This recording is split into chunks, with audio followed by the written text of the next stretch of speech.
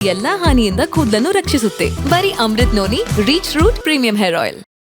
ಇದು ಕ್ರೋಧಿ ನಾಮ ಸಂವತ್ಸರ.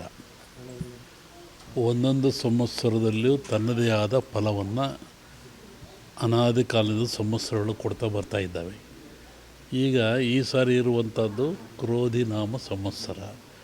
ಹೆಸರಿನಲ್ಲೇ ಇದೆ ಕ್ರೋಧ, ದ್ವೇಷ, ಅಸೂಯೆ, ಮತ್ಸರ.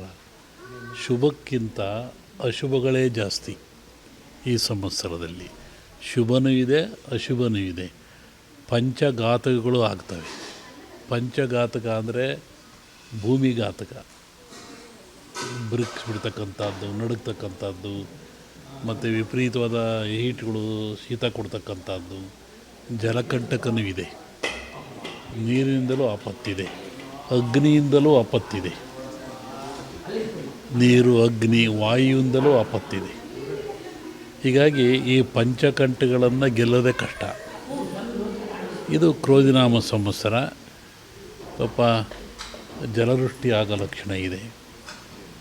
ಆನಂತರ ಈ ಸಂವತ್ಸರದ ಫಲ ಗುರು ಶಿಷ್ಯನಾಗ್ತಾನೆ, ಶಿಷ್ಯ ಗುರುವಾಗ್ತಾನೆ. ಈ ಸಂವತ್ಸರದಲ್ಲಿ ವಿಶೇಷವಾಗಿ ಹೆಣ್ಣು ಮಕ್ಕಳ ಪ್ರಾಬಲ್ಯ ಹೆಚ್ಚುತ್ತದೆ. ಅದರಿಂದ ಸುಖನೂ ಆಗ್ಬೋದು, ದುಃಖನೂ ಆಗ್ಬೋದು. ನಾನೀಗ ಒಂದು 2-3 ತಿಂಗಳು ಹೇಳಿದ್ದೆ, ಹೊರದೇಶದಲ್ಲಿ ಮಳೆ ವಿಪರೀತ ಆಗ್ತದೆ, ರಾಷ್ಟ್ರಗಳು ಮುಳುಗ್ತವೆ, ಬಾಂಬ್ ಸ್ಫೋಟ ಇದೆ, ಜನಜಂಗುಳಿ ಆಗ್ತದೆ, ಜನ ಸಾಯ್ತಾರೆ, ಆಮೇಲೆ ಯುದ್ಧ ಭೀತಿ ಇದೆ, 1-2 ಜನ ಪ್ರಧಾನಿಗಳು ಸಾಯ್ತಾರೆ. ವಸತಿಯೆಲ್ಲ ಹೇಳಿದ್ದಲ್ಲ, ಅದೆಲ್ಲ ನಡೆದು ಹೋಯ್ತಲ್ಲ ಅಲ್ಲಿ, ಅದು ಇನ್ನೂ ಮುಂದುವರಿತದೆ ಅದರಲ್ಲಿ. ಹೀಗಾಗಿ ಈ ಒಂದು ಹೇಳಿದ್ದೆ ನಾನು, ದೊಡ್ಡ ದೊಡ್ಡ ಜನಗಳಿಗೆ ಆಘಾತ ಇದೆ ಅಂತ ಹೇಳಿದ್ದೆ ನಾನು. ಎಲ್ಲರೂ ನಡೀತಾ ಇದೆ, ಇನ್ನೂ ನಡೀತಾ ಇದೆ. ಆದ್ದರಿಂದ ಈ ಮನುಷ್ಯ ಯಾವಾಗ ಸಹನೆಯನ್ನು ಕಳ್ಕೊಳ್ತಾನೆ, ನೆಮ್ಮದಿಯನ್ನು ಕಳ್ಕೊಳ್ತಾನೆ, ಕೋಪಕ್ಕೆ ತುತ್ತಾಗ್ತಾನೆ, ಅವಘಡಗಳು ಅವನಿಗಿದ್ದುದೇ.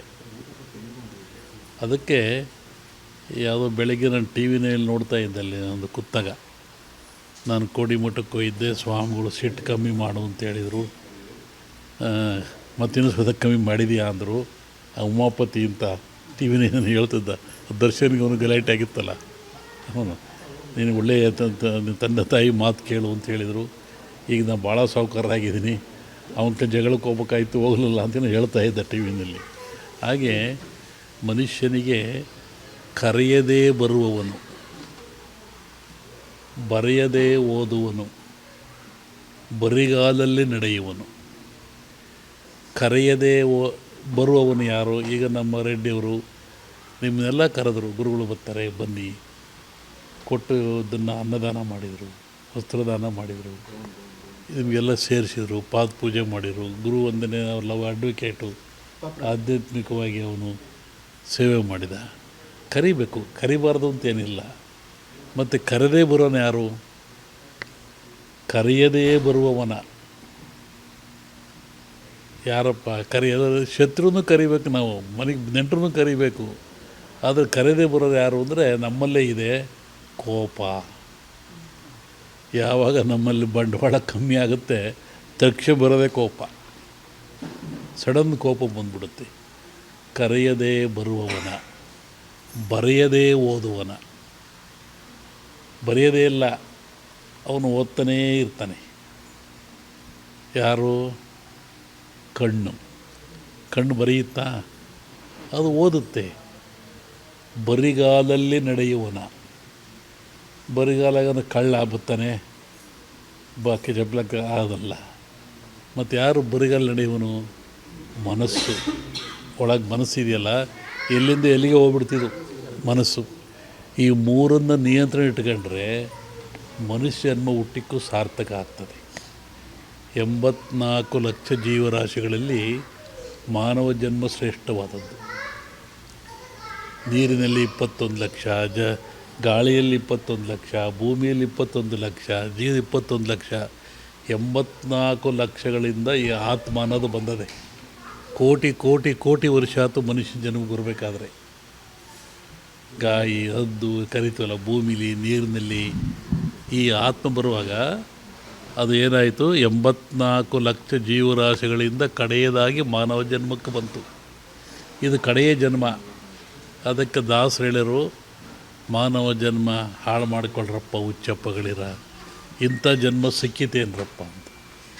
ಈ ಮಾನವ ಜನ್ಮಕ್ಕೆ ಬಂದಾಗ ಭಗವಂತ ಇಟ್ಟ, ಕೋಪ ಇಟ್ಟ, ಆಸೆ ಇಟ್ಟ, ದ್ವೇಷ ಇಟ್ಟ, ಅಸೂಯೆ ಇಟ್ಟ, ಸಂತೋಷ ಇಟ್ಟ, ಇವೆಲ್ಲವನ್ನು ಗೆದ್ದು ನಂತಕ್ಕೆ ಬಂದ. ಇವರಾಗೆಲ್ಲ ಸೋತ್ರೆ ಮತ್ತು ಹಿಂದಕ್ಕೋಗೋದೆ ಕೋಟ್ಯಾನುಗಟ್ಟಲೆ. ಹಾಗಾಗಿ ಮನುಷ್ಯ ಜನ್ಮ ದೊಡ್ಡದು. ಈ ಜನ್ಮ ನಾವಿದ್ದಾಗ ಅರಿಷಡ್ವರ್ಗಳನ್ನು ಗೆಲ್ಲಬೇಕು. ಇವತ್ತು ನೋಡ್ತಾ ಇದ್ದಾರೆ ಗಲಾಟೆಗಳು, ದೊಂಬಿಗಳು, ಅವೇನು ಟಿ ವಿ ನೋಡೋಕ್ಕೆ ಆಗೋದಿಲ್ಲ. ಟಿ ವಿ ತಪ್ಪು ಅಂತ ನಾವು ಹೇಳಲ್ಲ, ಆ ಘಟನೆಗಳನ್ನು ಜನರ ಮುಂದೆ ಇಡ್ತಾ ಇದ್ದಾರೆ ಅವರು. ಹೇಳೋದು ಯಾಕೆಂದರೆ, ತಿದ್ದಿಯೊಳ್ರಿ, ಹಿಂಗೆ ಆಗಬಾರ್ದು, ನೀವು ಹಿಂಗೆ ಆಗ್ತಾಯಿದ್ದು ನೋಡಿ. ಅಲ್ಲಿ ಇವು ಇನ್ನೂ ಹೆಚ್ಚಾಗುತ್ತೆ ಈ ದೇಶದಲ್ಲಿ. ಹಾಗಾಗಿ ಮನುಷ್ಯ ಯಾವಾಗ ಶಾಂತಿ, ನೆಮ್ಮದಿ, ಒಂದು ಶಿಸ್ತುಬದ್ಧ ಜೀವನ ಇದ್ದರೆ ಏನೂ ಆಗಲ್ಲ. ನೋಡಿ, ನಾವು ನನ್ನ ಜೀವನದಲ್ಲಿ ನಾನು ಮಾತ್ರವಲ್ಲ, ನನ್ನ ಕೂದಲು ಕೂಡ ಆಗಿರಬೇಕು ಸ್ಟ್ರಾಂಗ್ ಅಂಡ್ ಸ್ಟೈಲಿಶ್.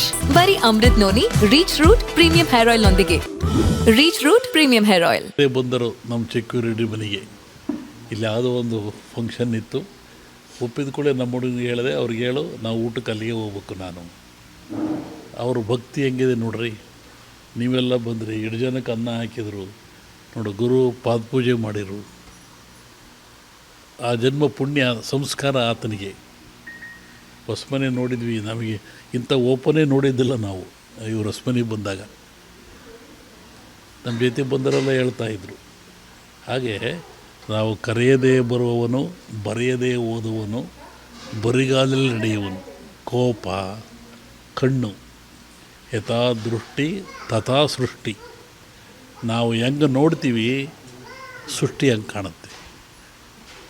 ಅನ್ನವನ್ನು ಅನ್ನವಾಗಿ ನೋಡ್ತೀವಿ, ಪ್ರಸಾದವಾಗಿ ನೋಡ್ತೀವಿ, ಕೂಳಾಗಿ ನೋಡ್ತೀವಿ.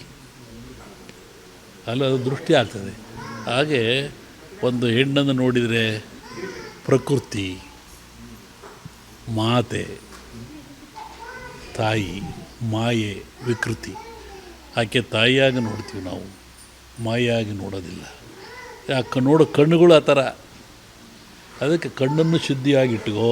ಬರೆಯದೇ ಓದುವನು ಅಂದರೆ ಕಣ್ಣು, ಬರಿಗಾಲಲ್ಲಿ ನಡೆಯುವನು ಅಂದರೆ ಮನಸ್ಸು. ಮನಸ್ಸನ್ನು ಗೆಲ್ಲೋದು ಕಷ್ಟ, ಹೆಂಗಾದ್ರೆ ಹೆಂಗೆ ಹೋಗಿಬಿಡುತ್ತೆ. ಆ ಮನಸ್ಸನ್ನು ಗೆದ್ದವನು ಮಹಾತ್ಮನಾಗ್ತಾನೆ, ಮನಸ್ಸಿಗೆ ಸೋತನು ಮನುಷ್ಯ ಆಗ್ತಾನೆ. ಹಾಗಾಗಿ ಈ ಸಂವತ್ಸರದಲ್ಲಿ ಶುಭಕ್ಕಿಂತ ಅಶುಭವೇ ಜಾಸ್ತಿ. ಇನ್ನೊಂದು ಹೇಳಬೇಕು, ಶ್ರಾವಣದ ಮೇಲೆ ಹೇಳ್ತೀನಿ ಅದನ್ನು ನಾನು. ಅನುಕ್ಷಣದ ಸುದ್ದಿಗಳಿಗಾಗಿ ವಿಸ್ತಾರ ನ್ಯೂಸ್ ಯೂಟ್ಯೂಬ್ ಚಾನೆಲ್ ಸಬ್ಸ್ಕ್ರೈಬ್ ಮಾಡಿ. ಹೊಸ ಸುದ್ದಿಗಳ ನೋಟಿಫಿಕೇಶನ್ಗಾಗಿ ಬೆಲ್ ಐಕಾನ್ ಕ್ಲಿಕ್ ಮಾಡಿ. ಲೇಟೆಸ್ಟ್ ಅಪ್ಡೇಟ್ಸ್ಗಾಗಿ www.vistaranews.com ವೆಬ್ಸೈಟ್ಗೆ ವಿಸಿಟ್ ಮಾಡಿ. ಅಂಗೈಯಲ್ಲೇ ಜಗತ್ತಿನ ಸುದ್ದಿ ತಿಳಿಯಲು ವಿಸ್ತಾರ ನ್ಯೂಸ್ ಕನ್ನಡ ಆಪ್ ಡೌನ್ಲೋಡ್ ಮಾಡಿ.